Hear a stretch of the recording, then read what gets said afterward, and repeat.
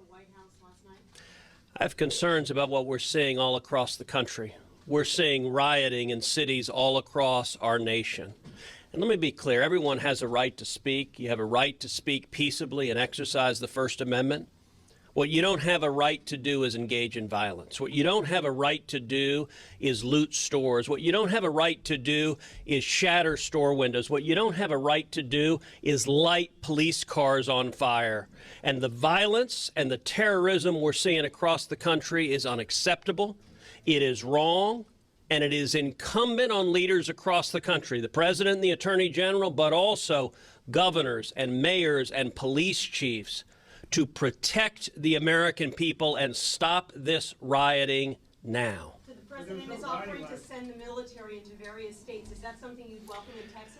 Let's be clear. There is a long history of the military being used to put down violent acts of terrorism. That's not the first line of defense. The first line of defense typically are police officers. The next line of defense typically are the National Guard. You should naturally go through both of those.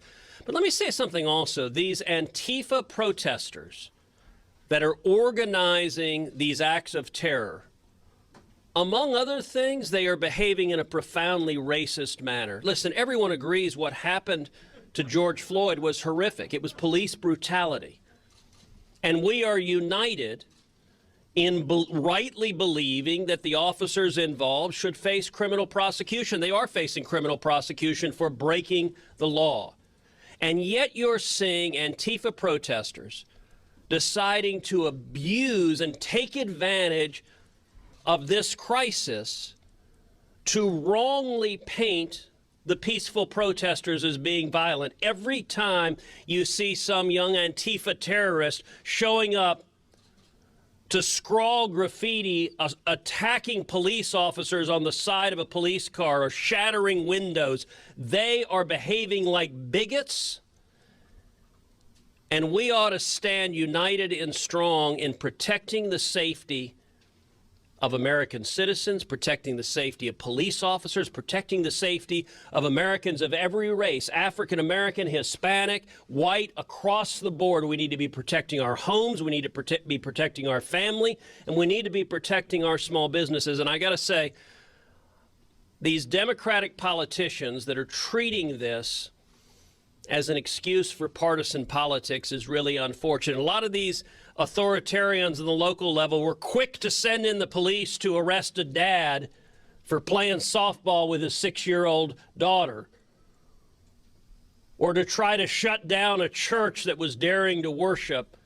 But when you have violent protesters engage in physical assaults, too many Democratic politicians are playing politics and allowing the riots to play forward. When you see a city council member in Minneapolis saying he supports Antifa while Antifa is literally burning the city to the ground, it is wrong. And I am glad the president yesterday led by going to St. John's Church, an historic church in our capital city that was firebombed by terrorists. And it was important for the president to be there and say, we will not be cowed by terrorists. We will stand up. All of us have a First Amendment right to speak, but you don't have a right to burn a church. And too many of the media are unwilling to call out the violence for what it is. Thank you. We will make America great again.